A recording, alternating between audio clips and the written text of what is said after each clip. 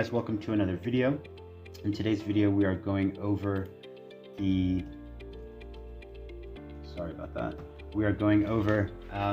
how to use the performance testing portion of the command center. So here we have a list of tests, and we also have the areas that they cover. So agility and quickness would be covered by your T-test, Illinois agility test, and your 5-10-5 and your pro test.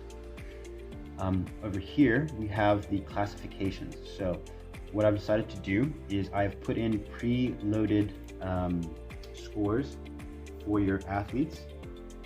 So basically, if you can complete the T-test in under 10 seconds, you'd be classified in class 1. In 11.5, you'd be in class 2, and 12.5 would put you in class 3. Okay, we're gonna go over here to, so once that's set up, you go over here to your performance testing page, and we can see our list of athletes. We can see that this is the T-test that we're performing, and these are the results that we've gotten.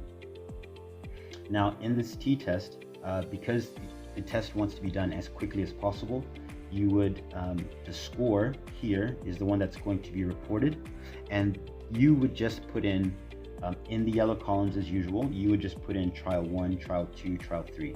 If you decide that you don't want to do 3 trials and you have just time for 1, you would just do the one trial.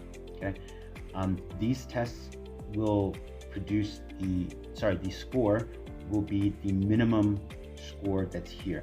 So again, if I have 14 and then the next one I don't tie my shoelaces, so I get a 16, and then on that last one I get a 13, the reported score will be 13.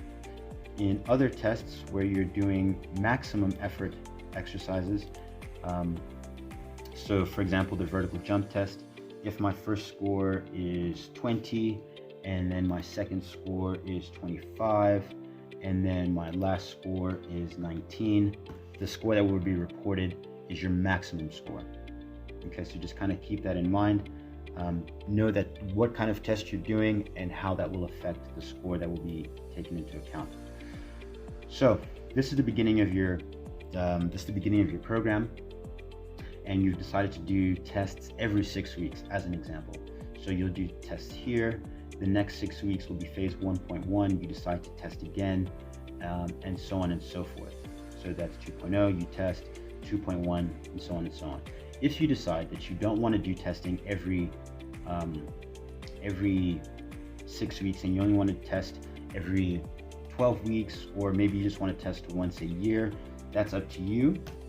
You just don't put anything there under this in this category. It's real simple. But we're going to put that back in there and go over to the testing overview.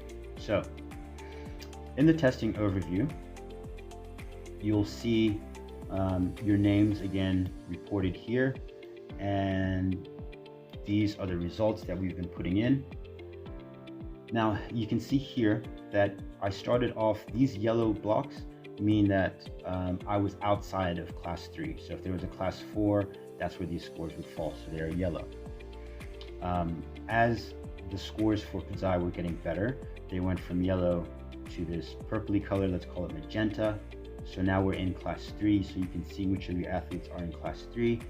The green will tell you which athletes are in class 2, and then the teal, because the teal is for real, you will see the athletes that are scoring above class 1 or in class 1. Now we can see from these scores, and up here are your averages. So these are the averages of everyone that's done the test.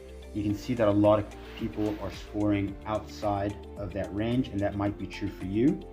So let's go back. So now that we know how this works, let's go back to the command center, and we can see how this program can be more applicable to you. So if we decide, as a coach, we decide that these classifications are not applicable to our age group or to our demographic, that is fine. You can change them, and so we'll change them to 13, change this one to 15, and we'll change this last one to 17. Right, so we go back to our overview, and we can see that now our athletes are,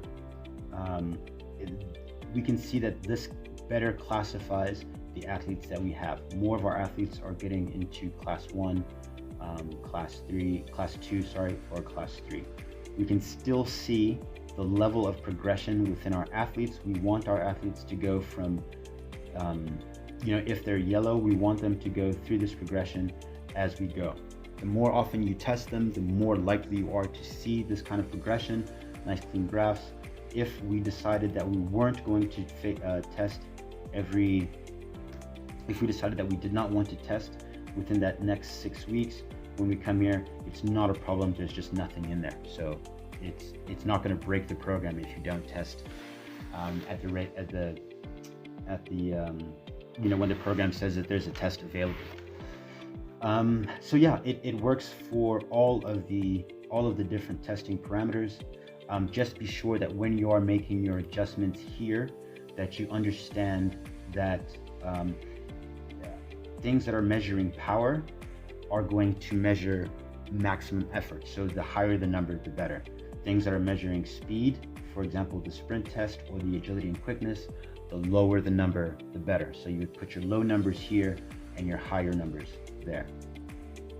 Lastly, if you decide that you do not like the the t-test, and you want to have a different test put in altogether, we can just change the name there. So we're going to call that the z-test, and it's still measured in seconds. Okay, when we go back to our performance testing page, we can see that it's already been edited in there for you. You don't have to go into all these individual blocks and keep changing everything. And it'll still also be on our overview page. The changes are made throughout the entire program. If, for example, you also don't like the term agility and quickness, and you would rather use something like fastitize.